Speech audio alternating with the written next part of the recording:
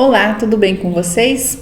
Vamos novamente, começar a nossa apostila 11ª com matemática, tá bom? Mas não vamos esquecer de organizar nosso material, a apostila, para acompanhar a explicação, que assim fica bem mais fácil. Arrume o seu material, higieniza suas mãos, tá? E, primeiramente, não podemos esquecer de colocar o nome na apostila, tá? Tem ali o espaço do nome da escola, tá? O nome da sua professora, o seu nome completo e a sala a qual você pertence, tá bom?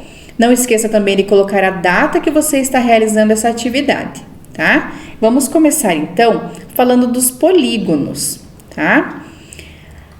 Na apostila tem uma explicaçãozinha ali, ó. Polígono é uma figura geométrica cuja palavra vem do grego e quer dizer poli, significa muitos, mais gono, que significa ângulo, tá? Então, muitos ângulos.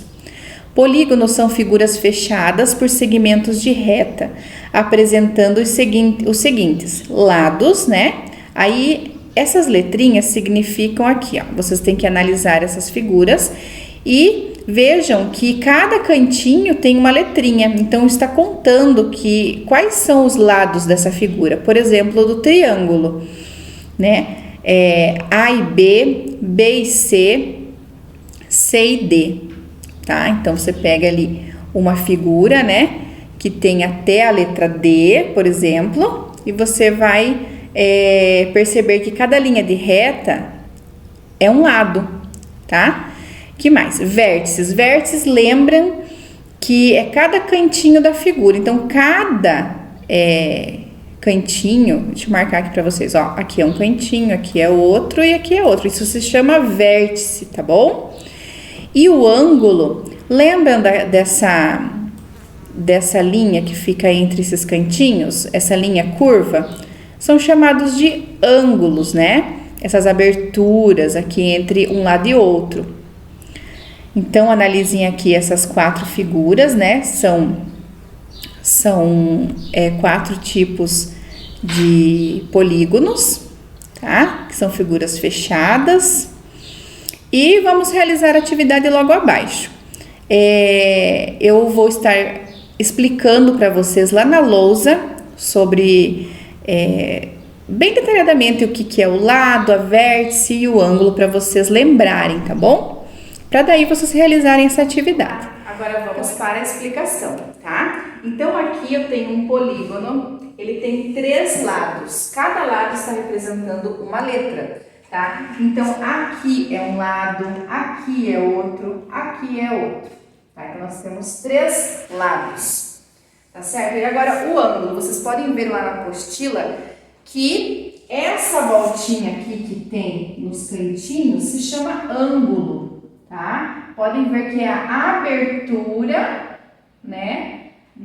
do ângulo da figura. Então, todos os cantinhos têm essa abertura aqui, tá? Então, se chama ângulos. Aqui tem 3 ângulos, tá? Lembrando lá, vértice, o que é vértice? São esses pontinhos aqui, ó, tá? De cada figura.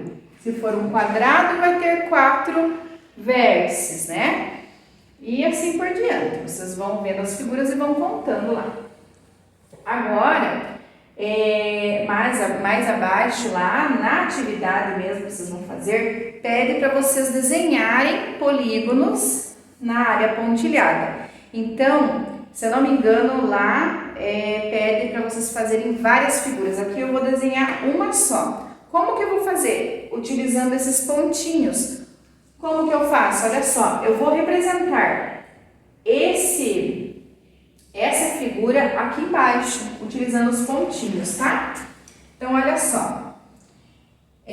Eu vou ligar, esses pontinhos aqui. Sem régua fica muito reto, Mas só para vocês terem uma noção de como é para fazer. Olha só, eu liguei os pontinhos. Não ficou bem essa figura, Mas dá tá? Para ter uma noção de como é para fazer. Você vai ligando os pontinhos e vai fazendo. Lá pede para vocês fazerem, pede quantos lados, né? Aqui eu fiz de 3 lados. Lá pede de 4, de 5 e de 6, né? Então é isso. Vocês vão fazer e na mesma área pontilhada, tá bom? Então, por enquanto, é só. Vamos para a próxima atividade. Então, olha só, utilizando os pontos abaixo, trace polígonos de 3, 4, 5 e 6 lados, tá? Então, aqui está pedindo, você vai fazer um polígono de 3 lados, um de 4, um de 5 e um de 6, tá? O espaço aí da apostila de vocês dá para vocês desenharem essas figuras, tá? Em seguida, pinte a região interna de cada um deles, utilizando cores diferentes. Então, depois de feito, ainda você vai pintar. Pintar qual? Os polígonos que vocês vão desenhar aqui, ó, nesses pontinhos, utilizando esses pontinhos, tá? Lá na lousa também eu explico como que vocês vão utilizar esses pontinhos, que é ligando um ao outro, formando as figuras que se pede ali na atividade, tá bom? Vamos seguindo aqui. Olha só. Agora nós vamos falar sobre simetria, tá? A simetria é tudo aquilo que pode ser dividido em partes, sendo que ambas as partes devem coincidir perfeitamente quando sobrepostas. A simetria é quando uma determinada figura, quando dividida em 2 partes, possui 2 lados exatamente iguais. As retas que levam a esse tipo de divisão chamam-se eixos. Eixos de simetria da figura. E cada figura pode ter mais do que um eixo. As 2 figuras abaixo são simétricas. A primeira tem um eixo de simetria vertical e a segunda tem um eixo de simetria horizontal, tá? Então, também faço uma explicação lá na lousa, acompanhando, né, com um desenho, para que vocês possam compreender melhor sobre a simetria. Tá? Agora vamos para a explicação sobre simetria.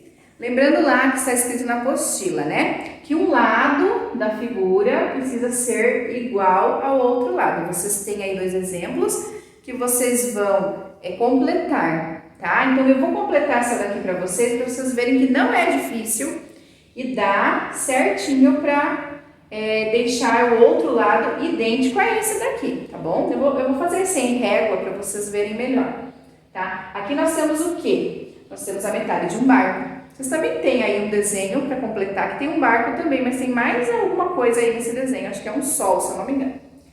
Então, vamos lá. O segredo aqui da malha quadriculada é você contar. Quando você tem a metade do desenho já pronto, você conta quantos quadradinhos essa figura ocupou, as partes, por exemplo, essa parte de baixo, quantos quadradinhos, tá? Se ocupou meio, se ocupou inteiro, tá? Então, vamos seguindo aqui, ó, vou completar para vocês.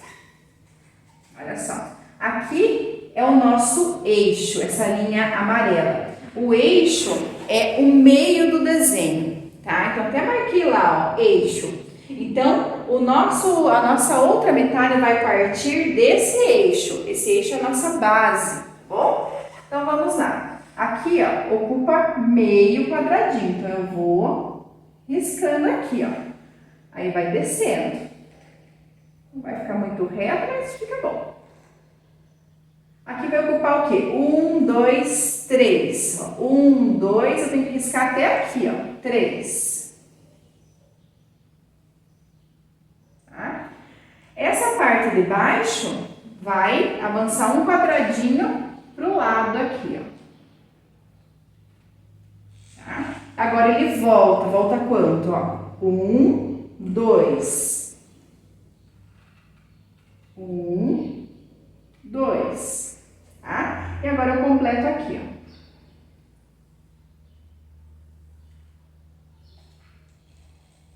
Deixa mais forte, tá? E aqui eu acabo completando o meu barquinho, tá? E agora, continuando, para que vocês... Ah, tem mais aqui, ó. Vamos terminar aqui. aqui, né? Porque do eixo para cá ocuparia 1, 2,5. Olha só, depois do eixo, 1, 2,5. Então, puxei para cá. Agora sim. E continuando, para vocês terem uma noção melhor, eu fiz aqui, ó. Se nós usarmos uma folha dobrada ao meio, né? E desenharmos a metade só de um desenho, nós podemos, né, recortar, e ao abrir nós vamos ter a outra parte idêntica a essa daqui, que eu vou mostrar para vocês, tá bom?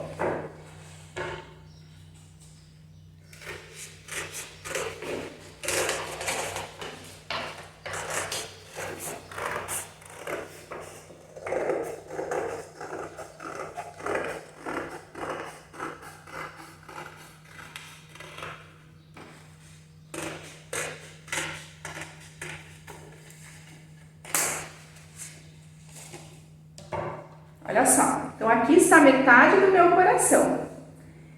Para que a outra parte fique igualzinha, eu dobrei ao meio a folha, né, e recortei. Vamos abrir para ver como ficou? Olha só. Ficou igualzinho, né? Então,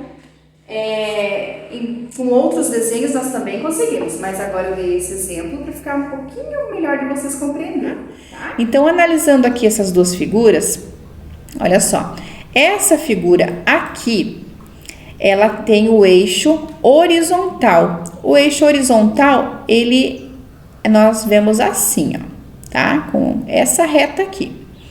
Lembrem de horizonte. Horizonte é o que nós vemos assim na paisagem, tá? E aqui ao lado nós temos a figura com o eixo vertical. Vertical é em pé, tá? E a horizontal, explicando melhor, é vendo de forma ampla, deitada, tá? Então, analisem aqui.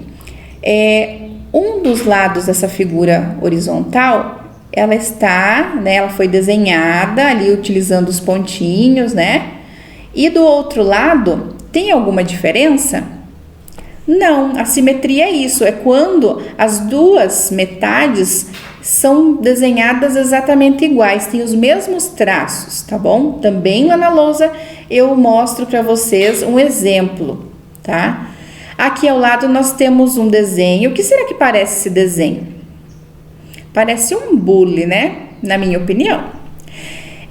Aí aqui foi desenhado de um lado e do outro também usando as mesmas medidas. Então, quando vocês forem desenhar, prestem bem atenção nessas medidas, tá? Aqui, se você seguir certinho como está de um lado, do outro, tá? Vai ser a mesma coisa. Se você dobrar essa figura, as linhas vão se encontrar. Então, dos dois lados, né, vão ficar perfeitamente iguais. Até se você desenhar e numa folha e for recortar, que é o exemplo que eu vou dar lá para vocês, vocês vão ver que essa figura é simétrica. Os dois lados são iguais, tá? Aqui embaixo, olha só, agora é a sua vez. Número 1. Reproduza as figuras abaixo de forma simétrica. Então, aqui a metade já está feita. Vocês irão desenhar a outra metade usando a mesma medida. Por exemplo, aqui é uma criança, é uma menina, né? E então, reparem bem nos traços, tá certo? Aqui, nessa parte amarelinha, ela está ocupando quantos quadradinhos? Então, você vai procurar ocupar a mesma quantidade de quadradinhos ali e vai traçando, tá? E vão perceber que vai ficando bem igual, não, vai ficando igual, tá? Aqui do outro lado também, nós temos um outro desenho, tá? Também lá na lousa eu vou representar um desenho para vocês, um desenho básico, para vocês terem para terem noção, né, bem melhor de como fazer aqui. E por enquanto é só. Espero que vocês tenham compreendido, tá? E até a próxima aula. Qualquer dúvida, pergunte lá no seu grupo de estudos. Até a próxima. Tchau, tchau.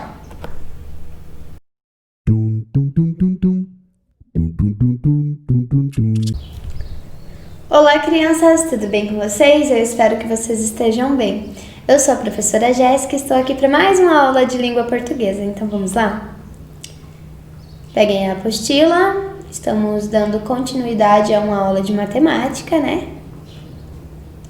É a sequência.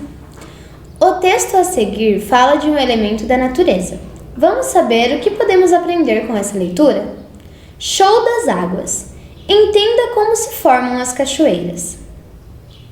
Muitos rios correm apressados de um lugar para o outro e, de repente, despencam formando cachoeiras.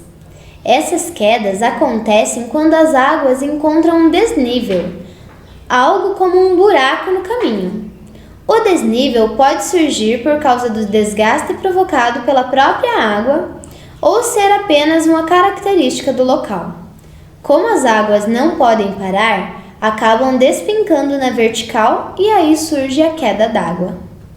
Normalmente, o lugar onde a água aterrissa, depois de rolar cachoeira abaixo, é fundo, pois a própria força das águas cava o solo do leito do rio.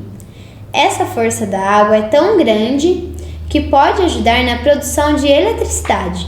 É isso mesmo! Nas usinas hidrelétricas, a pressão da água faz turbinas girarem e produzirem energia. O Brasil tem muitas cachoeiras, que podem ser legais para um banho refrescante, mas é importante estar sempre com um adulto que conheça bem o local e saiba das condições de segurança. Este textinho aqui está falando sobre como que acontecem as cachoeiras, né? Como elas se formam, que é dos rios que caem em algum desnível, ou seja, num lugar que estava vindo em um nível só e de repente está mais fundo, só vai ter terra, pedra mais lá para baixo. Então cai e faz essa queda d'água formando as cachoeiras. E a força da água é tão forte que ela vai cavando mais o solo ainda, por isso que geralmente é fundo aonde cai a queda d'água, certo? E com tanta força assim, é possível até produzir eletricidade em usinas hidrelétricas.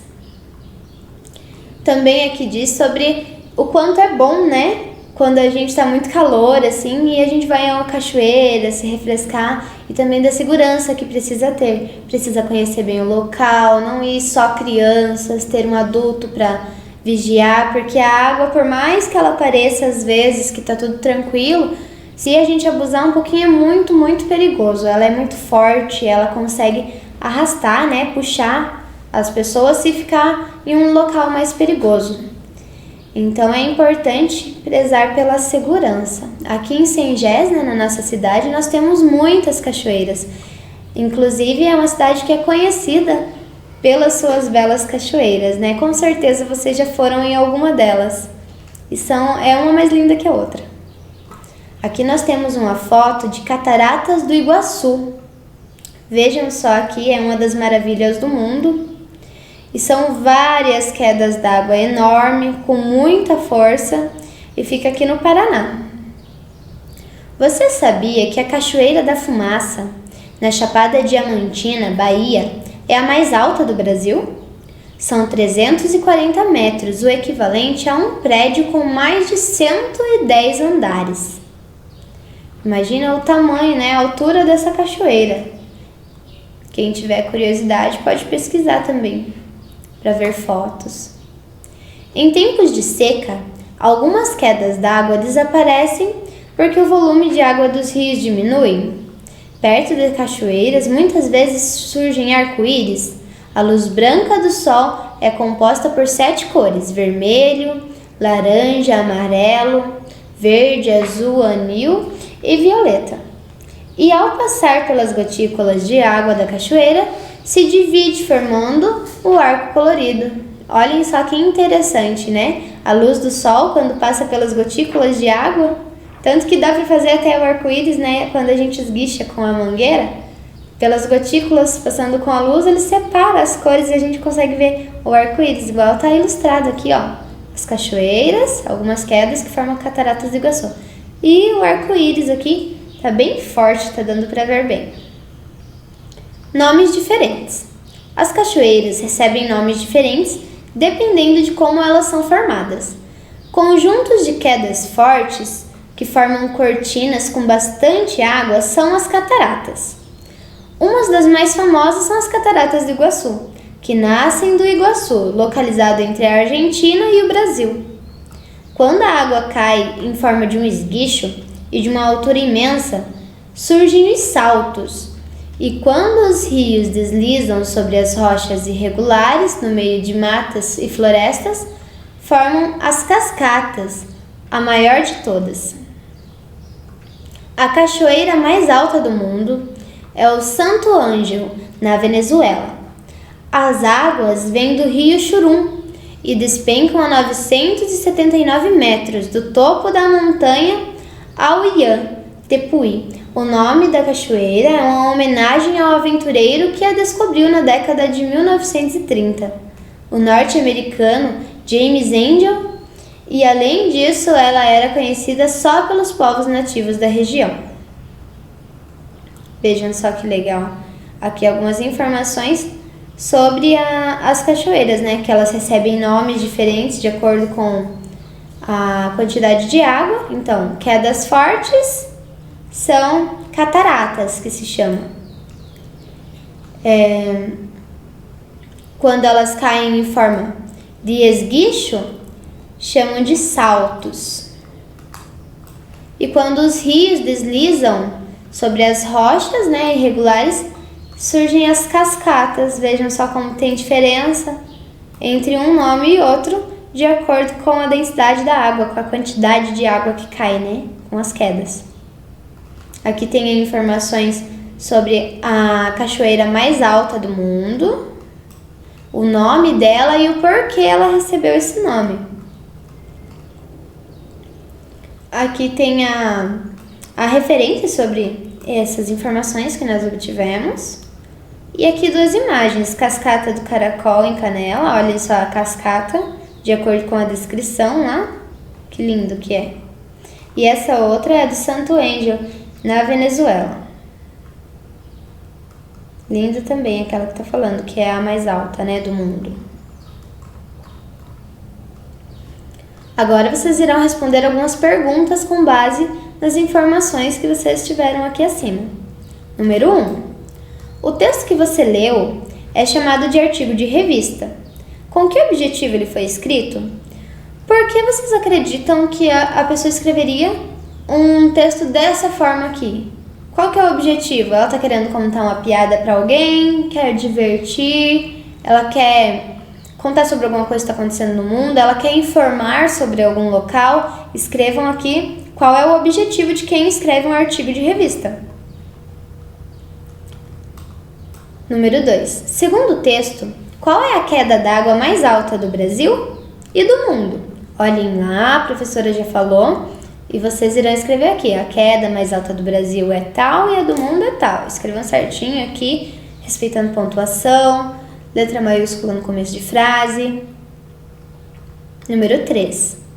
Copie o trecho do texto que explica o que faz com que o lugar onde a água aterrissa depois de rolar da cachoeira seja fundo. Ou seja, vocês vão olhar lá no texto e copiar com as mesmas palavras que está lá, escrever aqui, qual que é o motivo de onde a cachoeira cai fica fundo. Por que fica fundo? Vocês irão olhar lá e escrever. Da mesma forma. Número 4. Como as quedas das cachoeiras podem produzir energia elétrica? Também tem essa informação lá em cima, quando fala das usinas. Número 5. Por que se costuma formar arco-íris nas quedas d'água? Ali também tem essa informação, como que se formam os arco-íris. 6. Qual foi o motivo de Salto Ângelo receber esse nome? Número 7. Relacione os nomes das quedas d'água de acordo com suas definições. Lá tem falando os tipos, né, dos nomes das cachoeiras, que são cataratas, saltos e cascatas. Então, aqui, ó, queda d'água em forma de esguicho, de uma altura imensa. Aqui cai em forma de esguicho. São as cataratas, os saltos ou as cascatas? Vocês irão olhar e colocar o número referente aqui dentro. Se for cataratas, vai colocar 1. Se for saltos, coloca 2. Se forem as cascatas, coloca 3. Nesse segundo aqui. Queda d'água formada quando os rios deslizam sobre as rochas, no meio de matas e florestas. Mesma coisa, vai ver qual dos 3 que é e colocar aqui. Conjunto de quedas fortes, que formam cortinas com bastante água. Então, qual será que forma cortina com bastante água? Também coloca ali.